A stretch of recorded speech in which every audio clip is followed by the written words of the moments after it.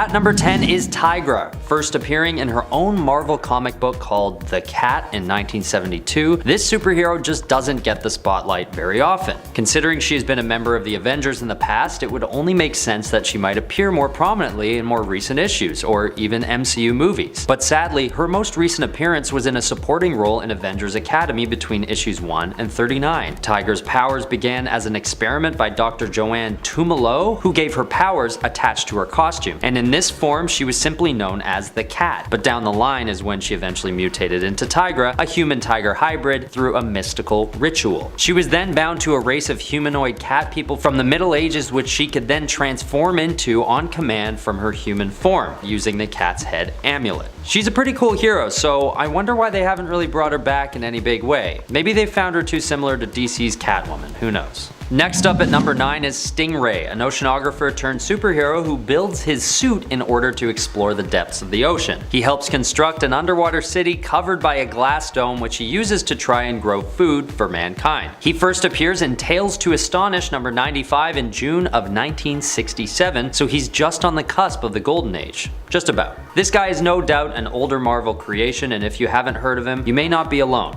Although he has appeared as recently as the Iron Man 2020 event, he still only appears briefly as a side character facing off against Captain Barracuda. But at least the writers of that issue probably had the same thought as me, that he deserves to come around again. Once again, my hunch is that he's just a little too similar to DC's Aquaman, which might keep Marvel from giving him any more spotlight than they already have in more modern issues. Although his buddy Namor the Submariner, looks like a carbon copy of Aquaman. But Namor appeared for the first time in Marvel's first ever comic book, Marvel Comics number 1 in 1939, whereas Aquaman didn't appear until 1941. But I digress. It just seems that DC found a way to occupy the underwater superhero market, which keeps us from seeing more characters like Stingray and even Namor more often. At number 8, we have DC's The Question, or just Question. Like Stingray, this superhero first appeared in 1967, but isn't showcased very much anymore. Usually teaming up with the Blue Beetle, this superhero got his last solo series in 1987, lasting 36 issues.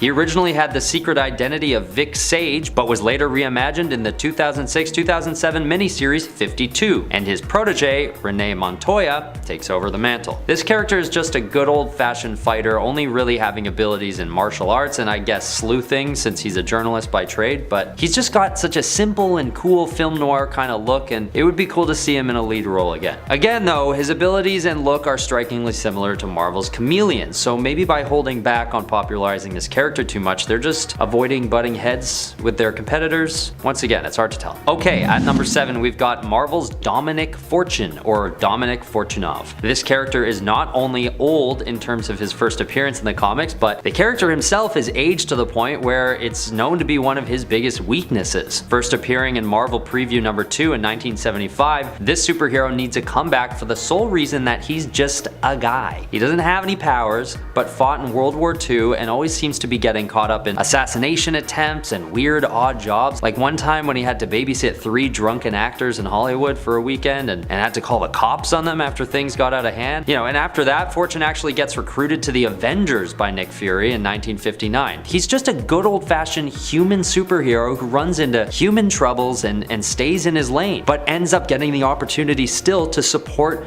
the superpowered Avengers with bazooka blasts and covert ops. Coming in at number 6, we have Catman. Yep, that's not a typo, there's an actual Batman villain named Catman, and we'd love to see more of him in the comics as he continues to walk the fine line between villain and anti-hero. Born under the name Thomas Blake, Catman was initially a famous lion trapper that decided a life of crime was a better use of his peak human abilities, and even based his initial costume on that of the already established villain Catwoman. However, after years of being thwarted by Batman and becoming mocked by other supervillains, Catman reformed himself after some time in the jungle into becoming an anti-hero, and was most recently seen working alongside the Suicide Squad. With all of this character development making him more than just a joke character, Catman definitely deserves to face off against Batman once more. Coming in at number 5, we have Mr. Bloom, the plant-based villain. With the ability to plant seeds within people that would grant them incredible superpowers but at the cost of their lifespan, Mr. Bloom threw Gotham into chaos during a period where Bruce Wayne was unable to be Batman and Commissioner James Gordon had instead taken up the cape and cowl. The coolest thing about Mr. Bloom wasn't just the unique look of his powers and his visual design, but how they were able to manipulate the people and villains of Gotham into a new status quo so easily. Seeing this villain have a rematch with Bruce Wayne, or even get to interact more with the similarly plant-based Poison Ivy, seems like an obvious choice for a comeback, and I can't wait to see what this villain does next. Coming in at number 4, we have Prometheus. While not an alternate reality version of Bruce Wayne like several other villains on this list, Prometheus is still a dark reflection of the Batman, given that he had to watch his criminal parents be gunned down Bonnie and Clyde style by Gotham City police forces. Waging war against law enforcement and justice of any kind, Prometheus is made all the deadlier with his helmet that allows him to download fighting skills directly into his brain. It's this deadly combo of physical prowess and ideological differences that make Prometheus one of the more interesting Bat villains, and someone who definitely needs to be featured more often. Coming in at number 3, we have the iconic Harvey Dent, aka Two-Face. Originally fighting for the side of justice with Bruce Wayne as Gotham's district attorney, Harvey Dent's mind was split in two following an acid attack that scarred exactly one half of his face. Making all of his decisions through a coin flip based on his past childhood trauma, Two-Face is one of the most well-known villains of Batman, but hasn't gotten a chance in recent years to really headline an event as a villain, usually only taking the focus in smaller storylines or as a supporting character. Personally, I think Two-Face is long overdue to take his place as a master of the criminal underworld. Coming in at number 2, we have Bruce Wayne's former childhood friend and current adulthood enemy,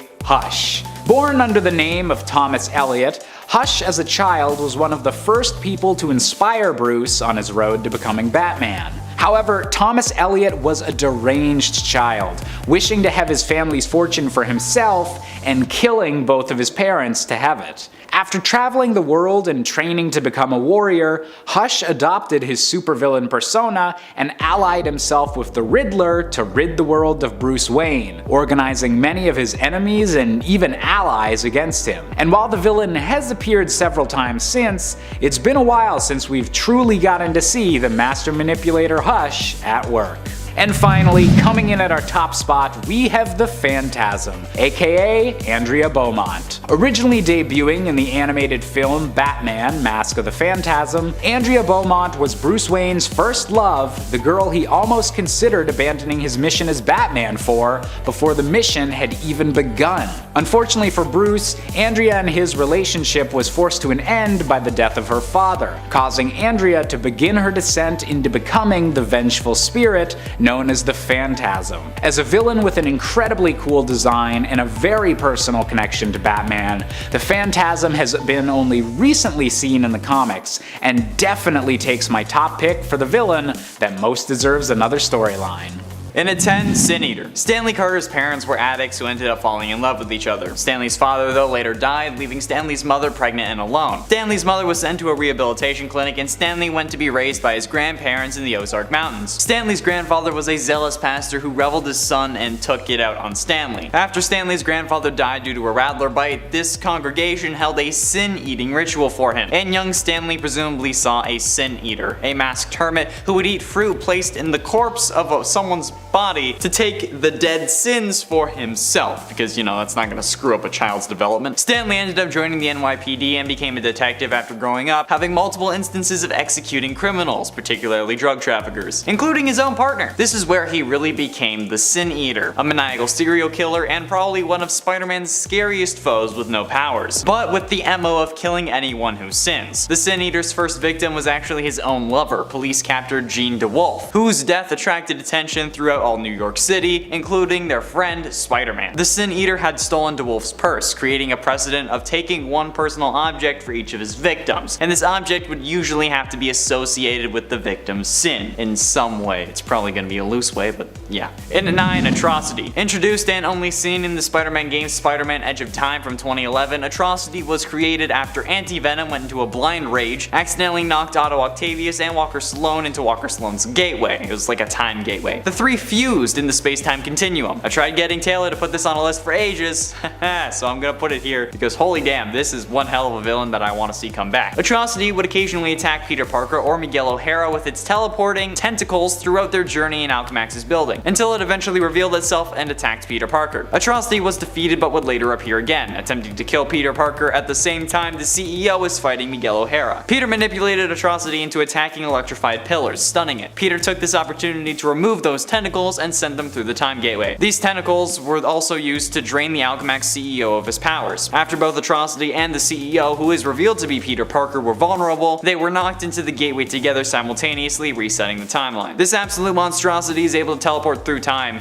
and space, in addition to all of his other powers. So yeah, Atrocity for sure needs to make a comeback. I want to see this guy. He only appeared once. He's probably one of the most horrifying looking villains of all time. Please. And at 8, Mr. Negative. Martin Lee was a seemingly good-willed philanthropist who ran a volunteer soup kitchen called Feast, where May Parker volunteered, because of course she did. While he was also the crime boss of Chinatown, Mr. Negative. Despite being a crime lord, Lee was seemingly a kind and generous man. The Feast project displayed healing powers for people of various illnesses, although the cause of this healing was actually unknown, but it turned out to be Lee himself. The public knows that the person known as Martin Lee was an illegal Chinese immigrant who attempted to travel to America to be with his wife. In China, he ran a factory, but because of his lack of resources to bribe the Communist Party, he could not develop his business and grew tired of that country. Although this Martin Lee is not actually Martin Lee, but a former smuggler who just used Lee's identity after he died. Mr. Negative first came into conflict with Spider-Man when he made a power play towards taking control of New York's criminal underworld by attempting to wipe out all existing members of the Criminali and Mafia crime families, using a DNA-specific bioweapon called Devil's Breath. Mr. Negative is also responsible for the creation of Anti-Venom, and while he was featured in the 2018 Spider-Man game, it's been like 3 years, so he needs to show up again. And it's 7, The Spot. As a scientist working for the Kingpin, Dr. Owen was assigned to reproduce the radiation levels of the Vigilante cloak to find a way to artificially mimic his powers. Working late one night, he actually succeeded, creating a solid black circular portal. In doing so, however, the drain on the city's power became so great a blackout washed over the city, causing the portal to shimmer and destabilize. Fearful of losing a once-in-a-lifetime opportunity, Owen stepped into it, which was a horrible idea. The power shortage caused the portal to send him into a different dimension, a place of half darkness and half light, kinda like my mind. When Owen emerged back in his lab, his body had undergone a radical transformation. The portals from the other dimension had adhered to his skin, covering him from head to toe in black spots. But just think about how crazy OP this villain is, alright? He has the ability to control these portals. Like, if the man wanted to decapitate you, instantly he could. Best doctor in a sense, I guess. That's still horrifying. The Spider-Man in the 90s cartoon would use these portals against Owen, but if he had just decided that he wanted to just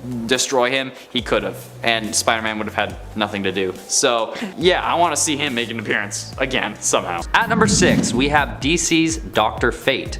This guy is old. He first appeared in More Fun Comics number 55 in 1940 and basically hasn't been mentioned again since his death in the Book of Fate number 1 in 1997. So yes, that's a long run, but still I'd like to see more of him. Dr. Fate is a superhero that's got so much going on and looks so cool that I don't know why he isn't used more often these days. His powers come from an incident when he, Kent Nelson, and his father were uncovering the tomb of ancient immortal Nabu, and Kent is basically trained by the ancient being and awarded with the Amulet of Nabu, a cloak, and a helmet. With the training and these items in his control, he has abilities ranging from magic manipulation and flight to invisibility, super strength, and resurrection, among others. It's just a really cool character based on real ancient myth, and I don't see any reason why Dr. Fate shouldn't have another comeback soon. Okay, number 5, Marvel's Gargoyle. This superhero first appeared in Defenders issue number 94 in 1981, but since then he's actually retired retired and settled down in Greenwich Village. He even opened a restaurant called Isaac's Oysters. But he did go for one more rip for old time's sake, aiding Iron Man on a mission to take down the android Korvac. But that's sort of been it for him. And what's cool about this superhero is that he was sort of meant to be evil, but just chose good. He was formed when Isaac Christians agreed to place his soul inside a cursed gargoyle and do the bidding of the six-fingered hand. This was all in exchange for his issues to be resolved. But then, when he was tasked with capturing Hellcat, a member of the Defenders, he couldn't get himself to do it, and defied the six-finger hand. And just sort of kept living on as this like possessed gargoyle, who chose good. He kind of reminds me of Beast. He just has this super wholesome energy to him, and I just feel like he could do for more of that sweet, sweet limelight. At number 4, we have Zeta from Batman Beyond, and eventually the Zeta Project cartoon spinoff. The show ran from 2001 to 2002 as part of a spinoff to the Batman Beyond episode Zeta. This character is so wholesome and doesn't get enough attention, having been last seen 20 years ago in what would have been the final episode of the short-running series. This synthoid was built for the NSA to keep an eye on terrorist organizations, so his abilities are pretty extensive, being able to shapeshift into just about anyone to infiltrate and carry out covert ops with ease. He's a naive and friendly character who decides to go rogue after realizing that any one of his assassination targets could be innocent. Zeta had such a moment and clearly a huge approval rating since his one episode got him a whole series, but at a certain point, the world forgot about such a good and powerful synthoid superhero that definitely deserves a comeback. At number 3, there's Warlord, a character the world hasn't seen since his death in Warlord Volume 4, Issue 12. But there should be some kind of revival of Travis Morgan, who is another character on the list who doesn't actually have any powers, but is just a very well-respected and decorated war veteran. He also looks a lot like Oliver Queen or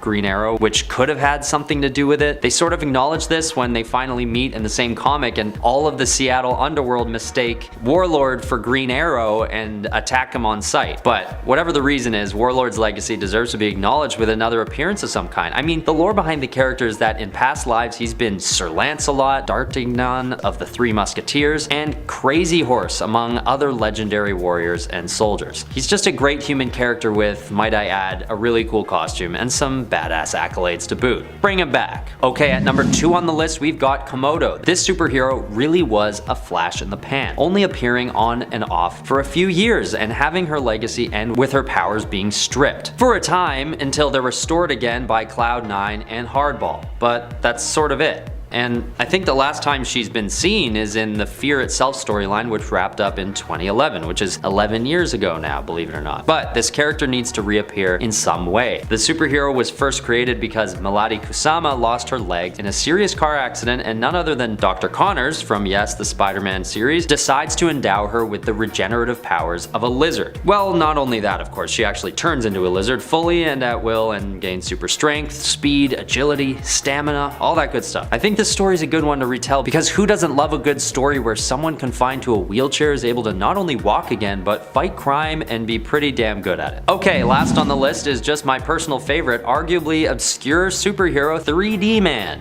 An athlete turned superhero, 3D Man mysteriously gains superpowers after being stripped of his 3 Olympic gold medals. I mean, he was taking steroids, but there's always room for redemption, right? This character first appeared in 1998 and no one ever really talks about him. And to be honest, I didn't even know he existed until I started writing this list. And I want this hero to get more spotlight primarily because I'm a sucker for early 2000s culture, and this character is just such a great time capsule for that period, where everybody was obsessed with 3D for some reason, with DVDs coming with 3D glasses in the case, remember that? And 3D Man has the same nostalgic look to him, with many of his appearances being colored in green and red. If you want to look him up yourself, you'll notice that he originally went by the name of Triathlon and later changed to 3D Man during the Secret Invasion storyline. This guy just looks so cool and hits home with some good nostalgia for me, as well as probably anyone from the Gen Z or millennial generations. And there's also just a silly factor there too. 3D Man needs to come back. Please, can we? Just for 1 second. Number 10, Green Lantern Malene. While Jo hasn't gone anywhere yet, I'm still loath to lose her. Lantern Malene is the newest Green Lantern to be introduced in the last Young Animals series that we have left, Far Sector. This comic is amazing, by the way, and if you haven't read it, you should. It's written by the amazing science fiction and fantasy writer N.K. Jemisin, with stunning art and colors by Jamal Campbell. Truly a gorgeous and intriguing book. Although Far Sector isn't yet finished, Jo also has yet to make an appearance in, well, any other series. series. If she does seem to stay within the Far Sector series alone,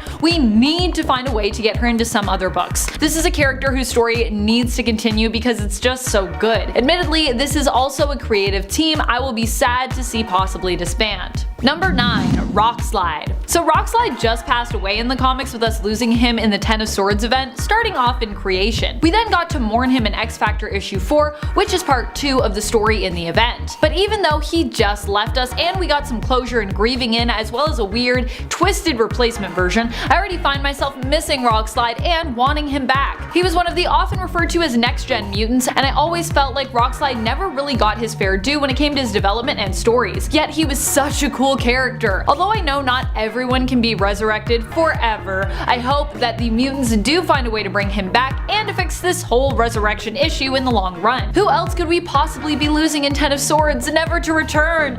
I cannot bear it.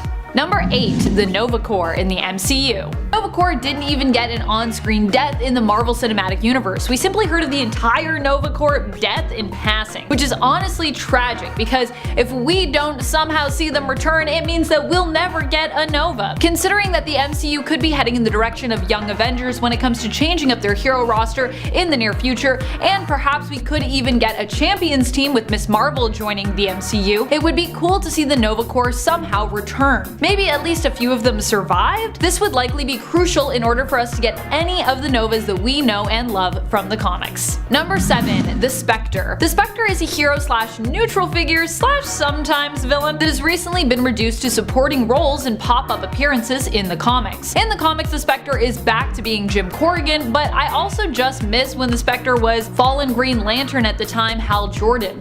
We have recently seen the Spectre pop up in the 2019 Justice League in one of the latest arcs, but I honestly would love to see the character get his own solo series again. He hasn't really been focused on in that way since the Hal Jordan days, but he's such a powerful and interesting character. It would be cool to see him become more prominently featured again. And at 6, Spider-Side. Spider-Side is a more obscure and odd Spider-Man villain, but I still think he would be pretty badass. Being first introduced as Spider-Side in New Warriors number 61, this version of Peter Parker is one of the clones made by Dr. Miles Warren, because we all know how much we love clones, which is an entirely separate villain that caused the whole clone debacle and creation of Scarlet Spider and a whole lot of other things. What's notable about Spider-Side, however, is not only him having all of Spider-Man's powers, but also the ability to stretch and warp his body at will, similar to Mr. Fantastic. Spider-Side is certainly deadly as well, helping Jackal to release a virus in Springfield, Pennsylvania, resulting in the deaths of 2,600 people. But either way, Spider-Side, with all the abilities of Spider-Man and Mr. Fantastic, makes him pretty damn powerful, so I want to see him come back. They didn't do much with him, okay? And I like the name Spider-Side. Any evil Spider-Man, really, just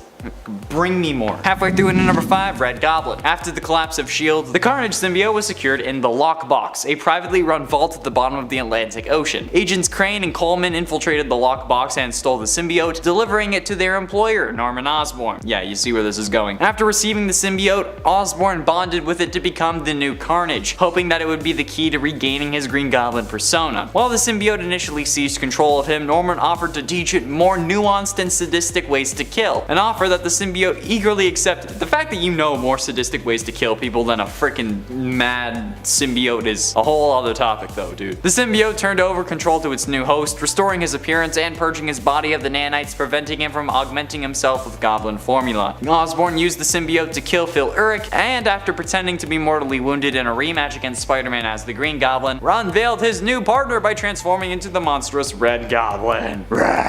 Osborn used the symbiote to great effect, incapacitating Spider-Man's allies and loved ones, and bonding a portion of the symbiote to his grandson to turn him into the new Goblin Child. Spidey was only able to defeat Red Goblin by taunting Osborn, saying that killing him would only give Carnage the credit and not him, which caused Osborn to remove the symbiote from himself. So he couldn't defeat Red Goblin, he had to defeat Osborn. Yeah, this is one of my favorite Carnage versions, so I want to see this come back, please. Like the next Venom movie. Or a No Way Home. In at number 4, Demo Goblin. After losing fights with Spider-Man and the Green Goblin, Jason Philip Macendale Jr., aka Hobgoblin, took advantage of the Inferno Crisis by following several demons back to their lair and confronting their demonic lord Natshir. Macendale wanted enough power to defeat his enemies, and offered his soul to the demon in exchange for such power. When the demon stopped laughing, he decided that Macendale's effort was was worth something even if his soul wasn't, and he hadn't possessed. This gave Macendale the physical strength that he craved, coupled with superhuman speed and endurance. Unfortunately, I guess you could say for him at least, the demon who possessed him proved to be incompatible, and the two fought many a battle for control over Macendale's physical form until the demon literally ripped himself out of his human host and began a separate existence as the Demogoblin, a form of anti-hero in a sense who would kill anyone who has sinned, which is basically everyone, except he would stay away from children, even dying to protect one. Getting close to the end in number 3, Shocker. Okay, he's not really a forgotten villain, but Herman Schultz's parents died when his younger brother Marty was a boy. From a young age, Schultz turned to a life of crime, and soon realized that he wasn't really good at it, having been arrested several times. After one particular robbery gone wrong, Herman was arrested again, but was sent to the prison workshop, where he used the resources around him to build projects and build gauntlets that sent out shock waves which quickly opened safes as well, giving him a much needed one-up on the authorities. Now, I know what you're thinking, okay? Why am I talking about Shocker? Everyone knows who he is. Well, have you seen the MCU version of this guy? Okay, we need a better one. Come on, give me an actual Shocker. Shocker has the ability to shock his enemies with his handheld vibro shock units, but because the vibrations were so fierce, he has to wear a heavily insulated suit, which kind of looks like a mattress, but still. During his first outing as the self-styled Shocker, he ran into and defeated Spider-Man. Plus, I mean, he's the Shocker. I shock people. Give me a better version, okay? With his seemingly minute introduction into the MCU, I want to see a better version. Do it! Penultimately, in at number 2, The Swarm. Fritz von Meyer was once a fascist scientist, the details of which remain unrevealed. But von Meyer fled Germany at the end of World War II to settle in South America. A work expert on toxic poisons and apiculture, which is beekeeping, he continued his research on the breeding patterns of killer bees. One day, he found a hive unlike any other he had ever seen. The bees exhibited no fear and were unusually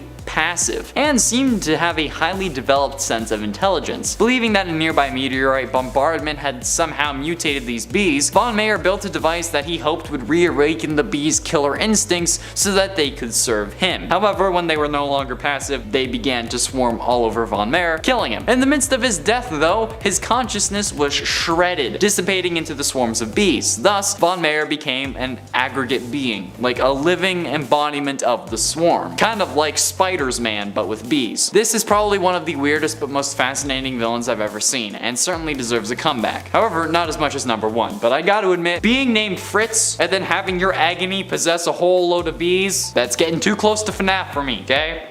I don't like it. Finally, in at number 1, Spider Carnage. We all knew this was going to be on the list, at least if you know me and my favorite Spider-Man villains. However, Spider Carnage isn't just a Spider-Man villain, he's an alternate version of Spider-Man. Hailing from one of the many Earths, this character was introduced in the 90s Spider-Man animated series, my favorite Spider-Man animated series, might I add. This Peter's life was actually very similar to the main Spider-Man, except this version also lost Aunt May and developed a resentment for humanity. And then he had to deal with a clone, which definitely sucked. Until he and the clone learned that the one who they thought was the clone, who was going by Ben Reilly at the time, could actually be the real Peter Parker, and that broke this Peter. A Carnage symbiote from another universe actually sensed this hatred and resentment, and through a portal created by Jonathan Ohm, it bonded with this Peter, driving him even more insane, and then started calling himself Spider Carnage. From my understanding, this character hasn't been seen since that final episode of the series, and I want him to make a comeback. Please, add this character to the MCU. Like, if we're getting 3 Spider-Man, why not just throw Carnage from some other universe in there too, and then have him bond with like Toby's, because apparently Toby's a bad person now. Even though I'm dressed like the Spider-Man 3 version, yes, that's exactly why I wore this suit today,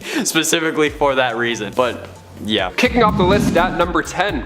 Vampire King. If there's one thing we need, it's more Vampire Hulk. I mean, right? That's what you were just thinking of. Also, scariest thing you can imagine, easily. He made his first debut at Ultimate Comics Avengers issue 3, and at first he was actually Nerd Hulk, which we see in the MCU right now. God, I hope he doesn't turn into a vampire. Or maybe I do, I don't know. Now, he was a clone of the Hulk that Captain America could take down, so he was smart, but he couldn't win a physical fight. So the Avengers kinda kicked him out. They're like, great, you're smart, but you can't punch, so beat it, pal. Rude. But that's when the next version of Nerd Hulk came to be. He was bitten by a vampire and took over an entire vampire horde. Now, the solution to a vampire Hulk was easier than we might have thought. Just teleport him into sunlight. And that's exactly what happened in Ultimate Avengers 18. We definitely need this guy to come back, especially now, post-COVID. He'd make a mark. Number 9, The Magician. A magician, the magician. Who is he? The first Ultimate X-Men character that doesn't actually have a counterpart. So the Magician is OG in the Ultimates. Meet Elliot Boggs. He made his grand entrance at Ultimate X-Men issue 66, created by Robert Kirkman and Tom Rainey. Now, he was always dedicated to protect humanity, which is a great thing in a superhero. We want that. But when his powers came to be, the police thought that Elliot was the cause of his parents' death. Rightfully so. I mean, this guy can warp reality, but he can't even control it. So you don't really want to be around him, but you kind of want to be around him. He was able to create people, which is a pretty amazing ability. Dangerous, but amazing. So he worked with the X-Men for a bit, and then he worked with the Academy of Tomorrow for a bit, and then Nick Fury secretly talked to Xavier in hopes to get the Magician into S.H.I.E.L.D. custody. Now the team attacked Elliot after some drama. They thought it was a threat, so he just created more villains. He just created more instances of Multiple Man, Blob, and Toad from the Brotherhood to attack. And Wolverine finished the kid off with his claws to the chestal plate, and it turns out that was just a manifestation, and Elliot was actually still alive. He just needs to disappear to work on his power.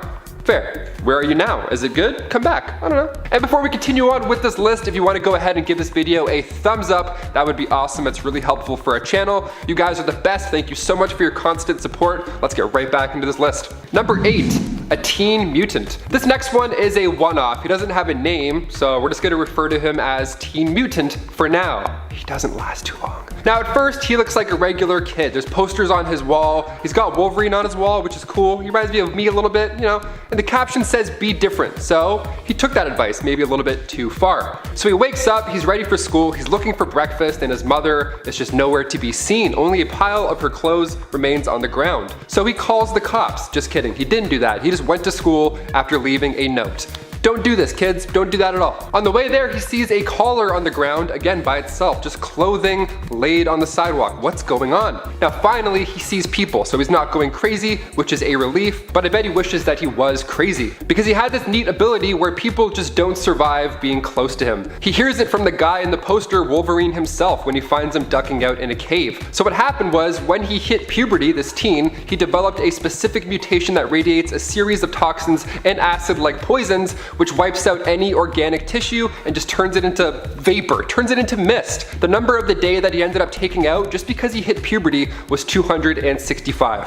And I thought pimples were bad. Number 7, Silver Searcher. So the name is a little different for Norrin Radd in the Ultimates. He made his first debut in Ultimate Fantastic 4 issue 42. He was teleported to Earth after Reed Richards mistook him for a star that he wanted to harness. So he brought him here. Awesome. It wasn't his fault. So naturally the world was also in chaos because of his arrival. But Norrin said that he would summon his master who would make the population of Earth happier than they've ever been. Fresh water for all, free phone plans, taxing the rich. What is this plan, sir? The Searcher's master was Zenla's ruler at the time. Revka Termaloon Edifax Skyros III. Rolls off the tongue nice and easy. Cool. Also known as the king without enemies. Let's just go with that. So this king would use mind control, that's the trick here, to get mind control and get these humans to worship them. So after Psycho Man took over the Earth, Silver Searcher rescued Mr. Fantastic and asked him to save the planet. Now the Searcher helped the Fantastic Four afterwards and then continued wandering the depths of space. Now we'd love to see a betrayal, especially when it's for the good side, you know? Norrin is great, and in the Ultimates he is immortal and he's powerful enough to go against the Phoenix, so yeah, we need more of them. Number 6. Heimdall. One of the most underutilized characters in the MCU in my opinion. Heimdall is both an Asgardian and Vanir in the comics, meaning basically that he is descended from the gods. His mother herself was the goddess of the sea. He was appointed as the guardian of the Rainbow Bridge by Odin himself due to his powers of perception. Heimdall has the power to see and hear from a great distance through space and time. Spidey Sense got nothing on his abilities. In the MCU, we knew Heimdall as the guardian of the bridge as well, but he also perished during Endgame along with all of the surviving Asgardians following the catastrophic events of Ragnarok. However, although he might appear to be gone in the MCU, Idris Elba has been reported as expressing his interest in seeing Heimdall somehow return. Elba knows that Heimdall is essentially part of the God family and as such would be into returning in Love and Thunder. Hopefully, director and co-writer Taika Waititi is also interested. Number 5. The Question. The Question is a hero who has seen a lot of change since his first introduction in DC Comics. In the time since the character's introduction, we have had Vic Sage, Renee Montoya, an unknown figure, and Charlie Vic Zaz, who is basically another version of Vic Sage, all take up the mantle. While we appear to mostly be back to Vic Sage as the current question in the new 52 continuity belonging to Prime Earth, he also has only made a few appearances. He randomly helped Amanda Waller run the Suicide Squad for a bit before reappearing as a villain in that story when he tried to basically take the Suicide Squad from her and turn against Amanda Waller, and made a brief appearance in Heroes in Crisis, but we haven't seen the Question in a solo series as a hero for what feels like forever. Not an ongoing solo series since the Charlie Vic Sage iteration from New Earth, who had a series in 2005. The closest that we've actually got is his Black Label limited series from 2020, which spanned 4 issues. Which is still really good, but you know, it's not an ongoing, it's not a long one. I want more than a limited series. Number 4, Rom the Space Knight. Rom the Space Knight is a character who hasn't been seen in the Marvel Universe since Marvel lost the rights to the character in the 80s. Rom the Space Knight was actually originally a toy that Marvel was leased the rights to by Parker Brothers starting in 1979. In 1986, Marvel lost the rights to the character but managed to hold on to the Space Knights in general. Rom still has comics being made, but the rights to his character are currently owned by IDW Publishing instead. IDW last few series have been limited series featuring the character, the latest being Rom Dire Race, which had to have its 3rd issue delayed due to the global crisis, although we should be seeing that in December. While the comics IDW has been creating recently have been alright, with some superfans falling head over heels in love with them, it would be nice to see Rom return to the level of popularity he once had back in the 80s. In 2015, it was announced that Paramount Pictures / Hasbro Allspark were actually working towards a Rom the Space Knight feature film. In 2018, it was believed that Ready Player One writer Zach Penn was actually working on that script, but lately it's been all quiet on the Rom movie news front. Here's hoping that it eventually comes to fruition and helps to mark a surge in Rom's demand and popularity once again. We want more Rom the Space Knight. Number 3, Ben Reilly. While Ben has made an appearance opposing Conan in the comic series Conan Battle for the Serpent Crown earlier this year in issue number 2, the truth is we haven't seen Ben Reilly doing his own thing for a couple of years. His series Ben Reilly Scarlet Spider ended in 2018, and he made an appearance in Spider-Geddon, but of course, so did a bunch of other Spider folks, because Spider-Verse and Spider-Geddon are kind of all about the Spider people coming together. Ben Reilly is a fan favorite when it comes to alternate Spider-Man, and it would be awesome to see him get his own solo series once more. Check in and see what kind of adventures Ben is up to currently. Number 2, Black Widow. In the MCU, we all know Natasha is now dead, but I don't think I'm the only superfan that is hoping we might get a chance to see her somehow come back to life or return. Black Widow has also died in the comics before and returned by the way of Red Room clones, so it's not impossible considering how much the Red Room seems to be featured in her self-titled feature film that she could be returning this way. We have also heard reports that Scarlett Johansson has signed a deal which would see her return to the MCU in some capacity, though just because we heard it from a reliable source doesn't necessarily mean it's true. Even if Yelena Belova, played by Florence Pugh, becomes the new Black Widow in the cinematic universe, which would be awesome, fans of Natasha's are still going to be hoping we see her return. Honestly, there is so much more that could be explored with Nat is what it comes down to. I feel as though the MCU only really just scratched the surface before they killed her off in Endgame, and all because she just didn't have a traditional family really. The fans demand justice! Number 1, Wally West. So while we do have Wally in the comics right now as he's involved in Flash Forward, we kinda lost the Wally West we were hoping to have in the comics due to the events of Heroes in Crisis. When I say we, I guess I should say some. I'm sure not everyone feels this way, but I know there were quite a few who felt betrayed by the fact that Wally returned to the comics only to be made a temporary villain who was later condemned not just by other heroes but by himself in the aftermath. It's like we just got him back before losing him again. Now he's off trying to redeem himself, but there are many fans who wish that wasn't the case, and that he didn't have to redeem himself at all, as Wally West is known usually for being like the best of the best. Poor Wally West. Number 10, Hawkeye. Ultimate Hawkeye first appeared in Ultimate issue 7, and he doesn't mind going for the kill this time around. He was a SHIELD agent who wasn't as fancy when it came to arrows, he's just more military this time around. It's actually pretty dark at times. He became a super soldier once briefly when the Avengers were put on the USS Jimmy Carter. They got captured, and then Hawkeye and a few others ingested super soldier serum, and then they rescued Nick Fury. Hawkeye is a pretty sweet agent. He's badass, he gets it done. But his family life and dynamic with Black Widow this time around is much different than most would think. When a team of mercenaries broke into Clint's house early on, they took out his wife and kids, which is awful. but it gets even worse when you find out that Black Widow was the leader of said mercenary team. And then Hawkeye gets even in a pretty gruesome way. 3 arrows, perfectly placed. Gory. Pretty gory, very gory.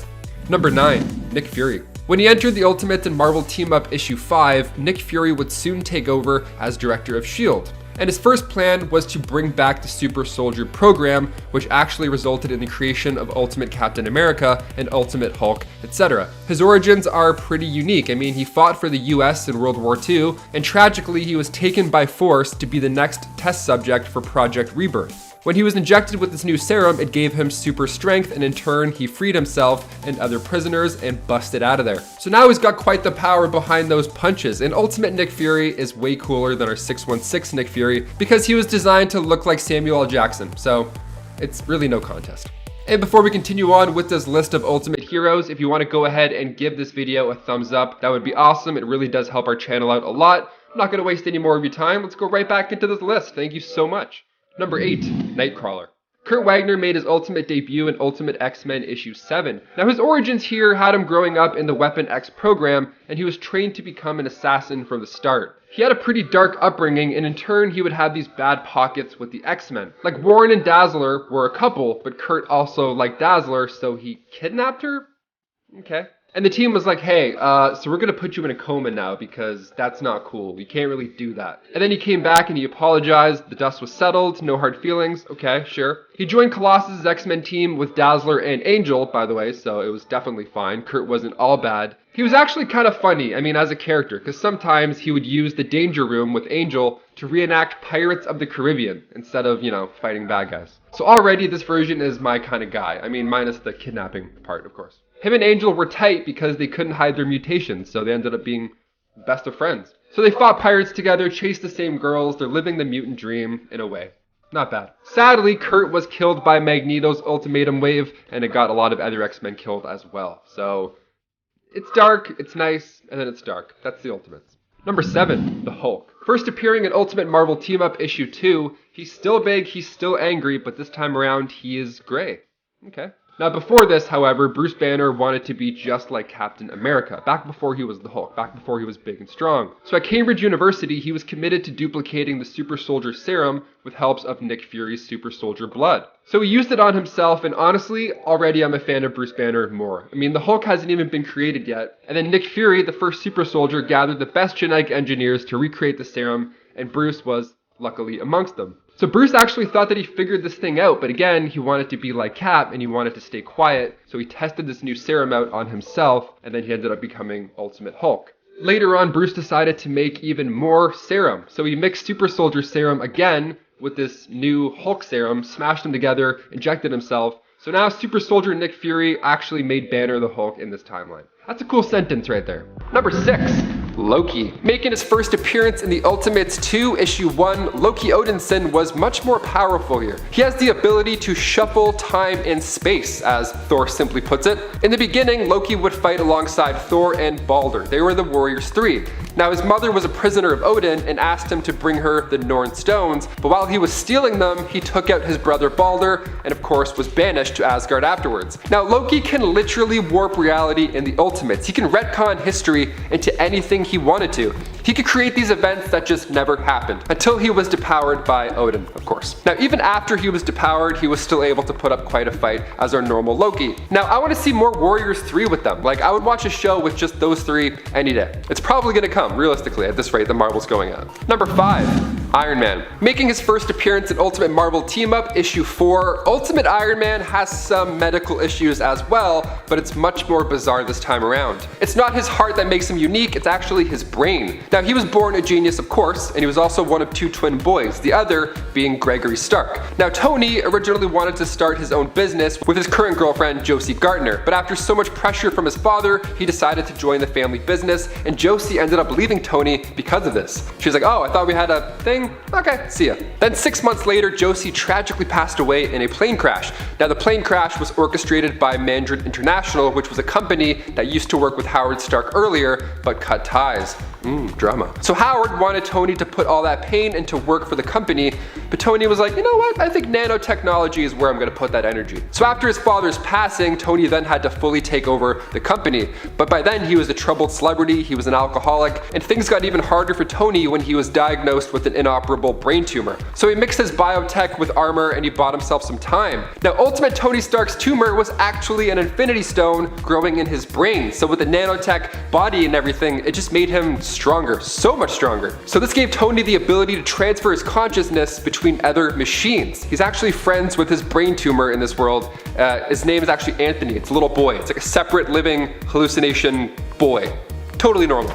Number 4, Colossus. Making his first appearance in the 1610 universe with Ultimate X-Men issue 1, Peter Rasputin aka Colossus was discovered during the Cold War. He was attacked by Anatol Spichkin, but when it was confirmed that Peter was indeed a mutant, a deal was made instead. Anatol would keep his secret and he was so ready to give Peter a job, but down the road, if he ever needed one, he had a job for him down the road. Of course, he was a giant guy made of metal. He's like, hey, I got some for you to do, trust me. Roofing, stapling, some hammering, we can find you some things. Peter's father, like most fathers in these comics, was not a pleasant man, so Peter thought, you know what, I could use some of that help now, let's go.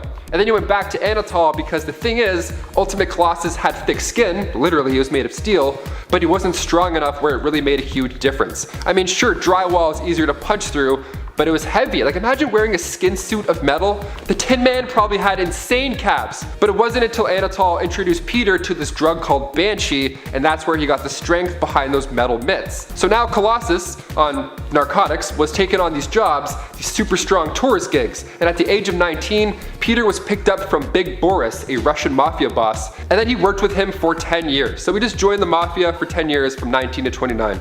You know, the usual thing you do after you're 19. He kept his powers a secret mostly for those around him, and then one day during a botched arm deal, Peter and his team were shot at. Peter survived because of his thick skin, and his mutant ability was also exposed in a much greater way. He was kind of screwed until Jean Grey found him and then offered him a spot with the X-Men. That's actually where you got the codename Colossus. Now this version is unreal. He's close with Wolverine as they both share, you know, horrible backgrounds. They would walk the streets at night just trying to solve these dark cases, looking for trouble. Imagine these two bumping into you. No chance. In Ultimate War, he took on Thor and Iron Man at the same time for 10 minutes. So, how wild is that? Number 3, Ultimate Red Skull. Making his debut in the Ultimate Comics Avengers 1 back in 2009, Ultimate Red Skull is, I know, a villain, but he wasn't always that way. He's a lot different than the Red Skull that we know from our main continuity. He's actually the son of Steve Rogers in this universe and Gail Richards. They even hid him and trained him to become the next Captain America. The Ultimates are wild. This is the dream scenario. But he always feared that he would never live up to his father's expectations. Now, it's not like he was raised in a bad household, it was kind of the opposite. He was raised to become a superhero. He was raised to fill some rather big boots. He was raised to become the next Captain America after he was declared dead in Iceland. So he kind of had the dream job and he was more powerful than Steve Rogers as well. So what happened? So when we're talking about comebacks, I really think Ultimate Red Skull could have been a treat. Now he was eventually in charge of the military that he grew up with. He figured out now that he was a leader and he used it against them. His personality as well was pretty easygoing, so it wasn't hard to convince anybody what he was doing. But again, he had this mental wall where he could never live up to Father Rogers. So at age 17, he escaped and took out every doctor and soldier on that team. He just wiped everybody out, so evil. And then he used a kitchen knife to really complete the whole Red Skull look. A nice do-it-yourself makeover. Nice and haunting. So he had all the tools to be great, but that pressure of Steve Rogers took him down the wrong path. Interesting. Number 2, Magneto. He made his first appearance in Ultimate X-Men issue 1. Eric Lenscher was born to 2 Canadian agents of Weapon X. Now he got his abilities and mastered magnetism at a young age, and his father didn't respond well to that. He was intoxicated most of the time, and he attacked Eric one day. Not an ideal living situation for a child. Now he tried to shoot Eric once, but those powers naturally came out, and then Eric pushed the bullet right back. So Eric had to spend his teen years with that guilt weighing down on him. Now eventually he was disgusted with Weapon X, the whole idea of finding a cure for the mutant gene through means of. So he used these abilities, freed Mutant X, Wolverine, who I talked about in part 1 of this list, which you for sure watched. And then Eric married a human woman named Isabel, but he left her once he met Charles Xavier. They didn't fall in love. He was fascinated. This is the first adult mutant that he's ever met, and they share the same ideologies on them. So Eric grabbed these mutant kids from a previous lover and then denied ever loving a human woman. Rough. The Brotherhood relocated to the Savage Land a few years later, and then Eric started referring to the mutants as an army, which is bad news. He was changing, as were his views on this whole mutant operation. He even started going by the name Magneto, and totally abandoned his human name, and then Xavier was no longer on board. I mean, this is supervillain 101. Anybody can see a villain in the making, especially if you can read minds. That sure does help. So Magneto made a helmet that prevented that from ever happening. This helmet prevented psi intrusion into his mind, and it also looked cool. So when Charles took a few loyal followers and made a run for it, Magneto was pretty upset and broke Charles' spine, leaving him in the wheelchair. And finally, number 1, we have Miles Morales. He made his first appearance in Ultimate Fallout issue 4, just a couple months before the death of Peter Parker. Now, Norman Osborn was arrested and revealed as the Green Goblin, and then a young thief broke into that empty Osborn industry, and then that's where a genetically enhanced spider found its way into the thief's backpack. Now, while Miles Morales was visiting his Uncle Aaron, that spider just happened to crawl out of Uncle Aaron's bag, and then it bit Miles Morales. He of course got these amazing abilities, the Spider-Man abilities, but on top of that, he could also turn invisible, which is a pretty sweet gig. That plus Stun Blast makes Miles pretty hard to take down. Now the thing is, what makes him unique is at first, Miles didn't really want to be a hero. He wanted to leave that up to the real Spider-Man until his untimely departure, saving his family from Osborn. So Miles got to the scene, but it was too late and too ahead of him. So he felt guilt after this for not being able to save Peter, so he suited up and joined the battle. His first villain was against Kangaroo, and he took him on wearing a Spider-Man Halloween costume, which is a great look. I honestly love Miles. I'm so happy he's in a bigger part of the Spider-Verse that we're currently in, and I'm betting that we meet live-action Miles Morales in the next Spider-Man movie. I think that's the only thing they've managed to keep a secret about that film. I'm calling it now. Guys, who would you cast for a live-action Miles Morales? Let us know in the comments. Alright, coming in at number 10, Marvel. Let's start part 2 off a little differently with a hero who returns as a villain. Mar-Vell of the Kree was Marvel Comics' original Captain Marvel, and he was also the first Marvel superhero to permanently pass away when he succumbed to cancer in 1982's The Death of Captain Marvel. The character has reappeared in visions or in flashbacks, and obviously in alternate realities. One of my actual favorites of that is Mar-Vell of the Cancerverse. It's just a really cool and creative idea. Basically, on his famous deathbed, the Many-Angled Ones contacted and corrupted the dying Mar-Vell, granting him new powers which he used to transmute the other heroes, and with Mar-Vell as their lord, they took down the Avatar of Death, which in turn completely destroyed Death itself, allowing the Many-Angled Ones to invade their reality. Number 9, Jor-El. Good guys coming back as bad guys is fun, but some of you may not have liked this one. Jor-El and his wife Lara are extremely famous for shooting their son Kal-El into space using the last remaining prototype spaceship and allowing themselves to succumb to the destruction of their home planet,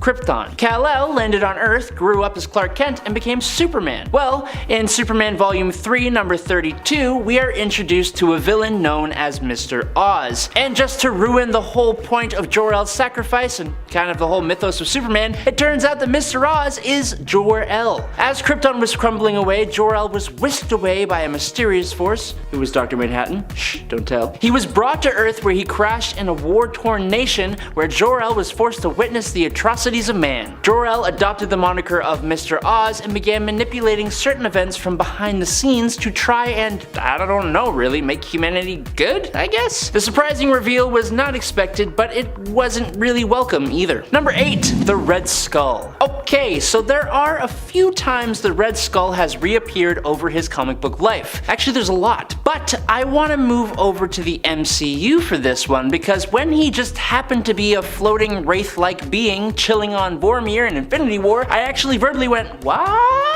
So, at the end of Captain America, the First Avenger, the Red Skull puts his evil hands on the Tesseract, and it opened up this big old window into space. And the Red Skull started like being ripped all apart to pieces and then shot through that window looking thing. So it turns out that that was actually a wormhole, and he was pulled through it and landed on Vormir, where he became stuck in a state of limbo, and he had no choice but to serve as the Soul Stone Stonekeeper. After Thanos gave up Gamora to gain the stone, Red Skull became free to do whatever he wanted, and so who knows if he'll ever reappear again. Number 7, the Joker. In the Three Jokers story from 2020, 3 crimes were committed on the same night, seemingly all by the Joker. Thanks to Batman's time on the Mobius chair during Darkseid War, he knows that there are indeed 3 Jokers running around Gotham. The original Golden Age Joker, known as the Criminal, the Killing Joke Joker, known as the Clown, and the Silver Age Joker, known as the Comedian. Jason Todd, Barbara Gordon, and Batman himself all team up to go after each Joker one at a time. It doesn't nearly go that smoothly. This is one of the best Joker stories in recent years. It almost feels like it stands alone outside of any kind of continuity. It's incredibly good, and the revelation of 3 different Jokers was something a lot of people just never expected. But what I think is even better than 3 Jokers is the chaotic feeling of not knowing if there was actually 3 or if there is a definitive Joker until the end when you find out. Number 6. Deadpool. Meet Wade Wilson. He had a pretty rough go in the Ultimates, as do most of them. I'd say more intense than his 616 counterpart, because in Ultimate Spider-Man, Wilson gets hired by the Genoshan government, but of course in Deadpool's spirit, he gets hired to double down and hunt these mutants, but it's also a TV event. It's fun. And then when Deadpool is going up against Spider-Man, he actually gets unmasked. And his appearance is even more shocking in this reality. Even the host has to apologize to the viewers at home, because his mask, to begin with, wasn't even really a mask. It's translucent, so not really the best. And then Spider-Man even adds insult to injury, saying that his face smells like a KFC dumpster on a hot day. So if anybody needs redemption, it's definitely Wade Wilson from the Ultimates. Number 5, Juggernaut. The first time we see him, it's very clear that he's more powerful. Something is up with this X-Men. He looked like a future version of the Juggernaut. It was pretty intimidating. Now he looks like an evil stripper from the future, which is... honestly, I like it. It's cool. He was a genius in this universe as well. Literally, the guy was super smart. He grew up in the same trailer park as Rogue, and he still considered himself trailer trash, although he was one of the smartest people alive. Guys, never doubt yourself. Things took a turn when he was taken by Weapon X and forced to be this living weapon of mass destruction. Then following the orders of Colonel John Wraith, he was part of their strike force that took out the X-Men, or even worse, forced the X-Men into Weapon X, which we heard plenty of early on in this list. He walked tall and mighty until he got taken out in the dumbest way possible. Like the Juggernaut, this makes me upset. He for sure needs a redemption, that's all I'm saying. Even when he's fighting Rogue later on, he still wants them to be happy and in love. He still wants that dream, so he's still a good guy deep down. And then Ultimate X-Men issue 99, in the middle of a fight he gets taken down because of a poisonous dart. A dart. Yeah, just one of those. That's it. The Juggernaut got taken out by a dart. It went right through his visor gap. Amazing aim, but come on. This is the same guy that dropped a building on Gambit? Number 4, Mr. Fantastic. Reed Richards needs a redemption on screen before anything else. The last Fantastic Four movie, if you haven't watched it, honestly, don't. Marvel's redoing them soon, you might as well just wait it out. In the Ultimate version, it was dark, and he was younger, and honestly, he was cooler. He made his first appearance in Ultimate Fantastic Four issue 1, and even at the start of Ultimatum, when that big wave hit, Sue bites the bullet, and he didn't waste any time. He's not happy. He immediately blames Namor, and by blaming I mean he knocks him out first and then asks questions later. Okay, Reed, chill. Eventually he becomes a villain in this universe, referring to himself as the Maker, and caused some trouble in the 616 universe as well, after his universe was destroyed. Now this is the Mr. Fantastic that we need. This guy gets the job done. He's scary. Number 3, Wolverine. Making his first appearance in Ultimate X-Men issue 1, he didn't remember his past, and he thinks that he was once married. He has a ring, and he thinks Sabretooth killed his family. It's all a blur. Stressful. No thanks to Weapon X. Now, Ultimate James Howlett is actually the first mutant, and it turns out that this time around, you can kill Wolverine. You just have to rip his bones out that happen to have adamantium built into it. That ought to do it. Also, so painful. This all takes place during the Fatal Attractions event, and Wolverine doesn't even have a chance to scream. The adamantium that bonded to his bones erupted outward like water bursting through a dam. There's a nice picture for you. And he's still breathing when this happens. If this isn't one of the worst things to go through, I don't know what is. Number 2, Thor. Making his first entry in the Ultimates with issue 4, Thor Odinson actually looks a lot like our current MCU Thor, and I think he might have more in common than we think. For starters, the Ultimate Thor needs a magic belt to have powers, and in Spider-Man Homecoming, Happy mentions Thor's magic belt and all the stuff that they're packing up on Moving Day. So Thor just might need this come Love and Thunder, but in the comics, Loki was convincing everybody that Thor is just an insane dude with a magic belt. and they kind of bought it. What happens was he wasn't worthy yet, so he got his ass kicked, and then finally in Ultimates 2, issue 12, he gets his powers back. But the fact that this Thor went through all that to begin with, so sad. Definitely so sad. Number 1, Quicksilver. Okay, yeah, he's in love with his sister in the Ultimates, and it's weird, and it's gross. Yeah, sure. But this Quicksilver otherwise was far more superior. He was faster in the Ultimate Universe, he was supersonic when it comes to speeds. He almost reached the speed of light at one point, like, come on dude. And as long as he's still alive, he can always re-heal himself. In Ultimate Wolverine issue 3, Pietro grabs Logan and runs with him. He was actually trying to tear the flesh off him, and if it was anybody else but Wolverine, it probably would have worked. And in Ultimate Comics 29, he heals himself using his super fast metabolism, and he uses his super speed to study Reed Richards' notes. He says he's not smart, but he is fast, so he ran the math nearly 100,000 times.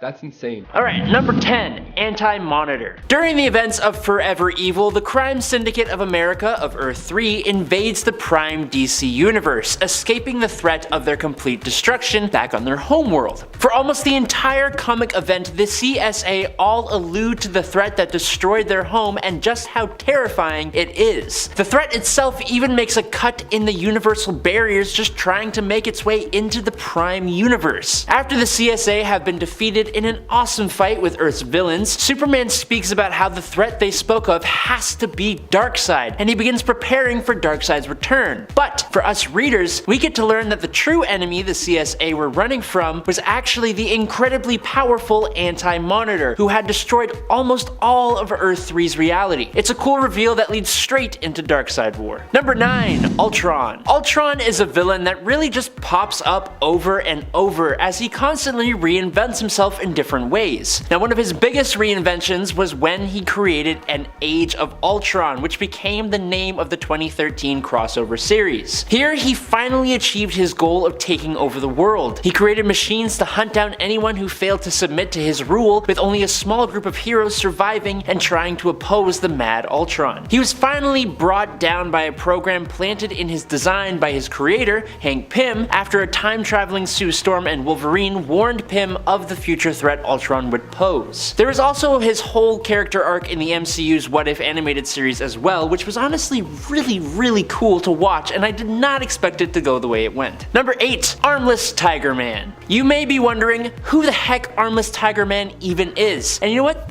That's fair. Honestly, his return is not the only thing we never saw coming, because his creation was something I never saw coming. But here we are with a German amputee with pointy ears, sharpened teeth, and enough leg strength to bend steel. He had an incredibly brief career during World War II and was eventually taken out in Wakanda by one of the Howling Commandos. But what was really surprising was when he reappeared in Incredible Hercules number 129 to 131 in 2009. He was among a group of individuals that were the Greek god Pluto's jury of the undead, and they together put Zeus on trial and subdued Herc himself. If you guys are enjoying this video, or you like this channel, make sure you drop a like to let us know that you like what we're giving you. And in number 7 is Superboy Prime. During the massive Dark Knight's Metal event, the trinity of Wonder Woman, Batman, and Superman go to a collection of 3 dark multiverse worlds that each have the 3 main crises from DC Comics happening on repeat. Only each of these worlds' crises are happening differently than they were supposed to. Wonder Woman ended up in the world where the Infinite Crisis is constantly on repeat. Only in this world, the heroes lost and Wonder Woman is met by Superboy Prime, who hasn't shown up in the DC universe for quite some time now. Now, he isn't entirely a villain, like he definitely has been, but he has always wanted the best outcome, but usually in the worst ways possible. But now, in this death metal event, he fights toe-to-toe against the Batman Who Laughs and seemingly destroys him. Or does he? Number 6, Green Goblin. Green Goblin's most despicable act would have to be the passing of Gwen Stacy. It was shocking, and it caused Spider-Man to beat the heck out of him before Gobby was famously impaled by his own glider. Boom.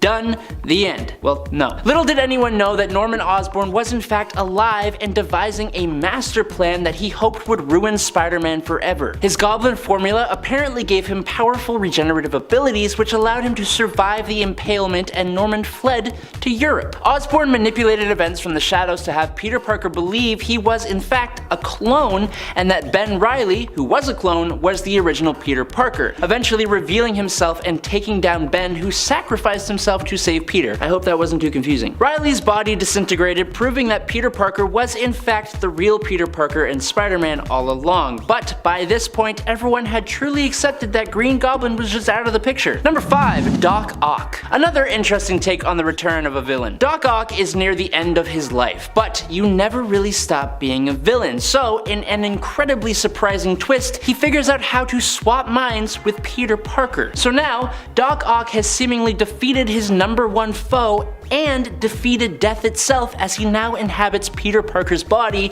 as the superior Spider-Man. Calling it a return is a bit of a play on words, as he never really leaves for a length of time, but he returns from his imminent demise as his #1 nemesis, and he even kind of outdoes Peter as a hero, if not of a bit of a brutal one. He eventually gives Peter back his body, and after inhabiting a few other bodies, he eventually returns back to his own after a deal with Mephisto. Number 4. Raquel. You may not even know who Raquel is. Well, she was the totally awesome Empress of the Skrull Empire. She took control of the Empire from her father's usurper. She was Empress of the Skrull Empire up until their homeworld's destruction at the hands of Galactus. After this, she was assumed to have perished with the planet back in 1983. Well, no. In 2020's Empire event, it's eventually revealed that Raquel found out about her son, Hulkling, and so she teleported away from the Skrull homeworld before its destruction. She then embedded herself deep in the Kree Empire as Tanalith, a Kree prisoner. She worked her way up the ranks of the Kree with the intention of merging both the Kree and the Skrull Empires, but for her own motives. Number 3. Bullseye. The villain Bullseye is actually one of the more brutal villains from Marvel Comics, in my opinion. But this is seemingly proof of that fact. In Daredevil Volume 1, issue number 181 from 1981, that's a lot of ones, Bullseye has been hired by Kingpin only to find himself replaced by Elektra. In his anger, he uses his throwing cards and her own Psi to take her out of the picture permanently. Unfortunately for him, Elektra and Daredevil are very close, and Daredevil is not a fan of this. After a heated battle high on the rooftops, Daredevil lets Bullseye fall to what most thought was his demise. It was honestly really shocking for fans of the hero, but it turns out that instead Bullseye had indeed survived his fall, but was now paralyzed with a broken spine. It wasn't until Deadpool Volume 3 number 34 from 1999 that he gets his bones laced with adamantium by Lord Darkwind, allowing the villain to finally recover and go back to his mercenary duties. Number 2. Kraven the Hunter. In Kraven's Last Hunt, Kraven the Hunter tracked down Spider-Man, beat him up pretty badly, buried him alive, wore his costume, ate some spiders, and then took his own life. Was it messed up? Absolutely it was, but it was also possibly the best comic he'd ever been in until that point, and a big going out moment for the villain. He even got replacements with other members of his family going on to fight Spider-Man. He was gone, done, out of the picture, but then out of nowhere came the Grim Hunt, where that same family, who stepped in to successfully replace him, found a way to revive him using Kane Parker's body, who they thought was Peter Parker. I think it was unexpected because it was just kind of unnecessary and a little convoluted, but the Grim Hunt was cool, so I wasn't really complaining. And in at number 1, the leader and Abomination. Okay, I'm gonna get like a little meta here, and also I got 2 for 1 in this one, so combo for you guys. The MCU's Incredible Hulk movie has always kind of been a bit of a black sheep. Obviously, Bruce Banner morphed into looking like Mark Ruffalo after previously looking a lot like Edward Norton, but a large majority of the characters, except for Everett Ross, just kind of disappeared from any later MCU stories. But now, thanks to Shang-Chi and the She-Hulk show, we got back Emil Blonsky, aka Abomination, played by Tim Roth. And in the new Captain America movie that is going to be coming out soon, we will also be getting back Samuel Stearns, who started to become the leader at the end of the Hulk movie, and was played by Tim Blake Nelson. Now, what I really want to know is if we are going to get back Ty Burrell playing Doc Samson, because I would love to see him with the green hair. Coming in at number 10 as a bit of an honorable mention is the Batman Who Laughs. Now, the reason this villain is only getting an honorable mention is because he's relatively new and has had a huge amount of publicity in the few years since his creation. But I still do think this character deserves some more exploration further down the road. As a twisted combination of Bruce Wayne and the Joker from the Dark Multiverse, the Batman Who Laughs was an incredibly intimidating villain that only got even more powerful when he gained the powers of Dr. Manhattan and became the Darkest Knight. But seeing as how he was then killed by God Mode Wonder Woman, and I do think that the Batman Who Laughs deserves a comeback in the near future so that we can see what really happens when the true Batman and the Batman Who Laughs go head to head. Coming in at number 9, we have Owlman, the evil opposite of Batman from Earth 3. Born under the name of Thomas Wayne Jr., as a young boy, Owlman murdered his younger brother Bruce and had his butler Alfred kill his parents to ensure that the Wayne fortune was not wasted by their frivolous spending. Using his costumed identity as Owlman to intimidate the leaders of Gotham into falling under his control, Owlman was a twisted version of everything that Batman stood for, and every time their universes have crossed over has led to some incredibly dramatic battles. And with the DC Omniverse recently having become a lot more open than it was during the New 52 era, it's only a matter of time before Owlman and Batman are trying to outwit one another once more. Coming in at number 8, we have the malicious psychologist known as Hugo Strange. One of Batman's oldest villains, originally debuting only 9 issues after the Caped Crusader himself in Detective Comics, Professor Hugo Strange was also one of the very first villains to ever figure out his secret identity as Bruce Wayne. While initially depicted as a typical mad scientist stereotype, using a weather machine to hide his minions' robberies with a thick layer of fog, more recent interpretations of the character have seen him as a devious manipulator, using his position of power as a doctor of psychology to examine the criminals of Arkham Asylum and scheming to gain power in Gotham City. It's this emphasis on mental ability rather than actual superpowers that makes Hugo Strange such an interesting villain to deal with, and why he definitely deserves to come back in a major Batman storyline. Coming in at number 7, we have the intelligent zombie, Solomon Grundy. Inspired by a 19th century English nursery rhyme, Solomon Grundy was born centuries ago as a wealthy merchant, but after being murdered and having his body dumped in a swamp with mystical properties,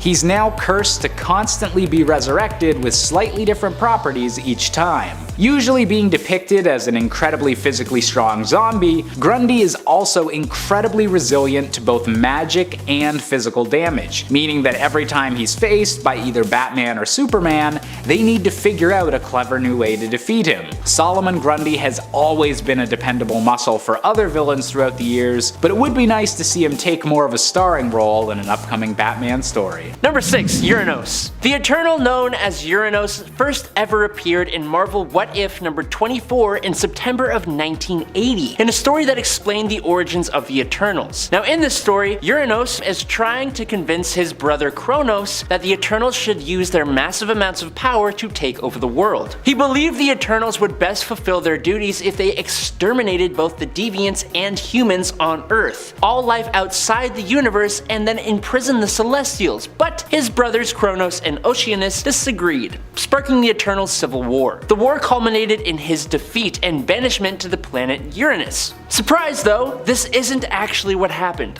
The Uranos, who was banished to another planet, was actually a clone, and the real Uranos was banished to the Exclusion, which is where Thanos and Druig go in the recent Eternals The Heretic story from 2021. Here we are introduced to a very different looking Uranos who becomes the weapon of Druig against the mutant population in the Judgment Day event. Number 5, Magneto. Speaking of the Judgment Day event, in the X-Men Red comics, the story actually featured a whole Magneto comeback all of its own, which was incredibly awesome, and I think it deserves a mention. Magneto isn't really a full-on villain anymore. He has an incredibly complex moral compass, which makes him more like an anti-hero than anything else. He's a fan favorite, which is why it was incredibly hard to watch him get his heart completely ripped out of his chest by Uranos during Judgment. After Uranos had completely decimated the population living on Mars though, Magneto reveals that he is actually still alive, using his powers to control the iron in his own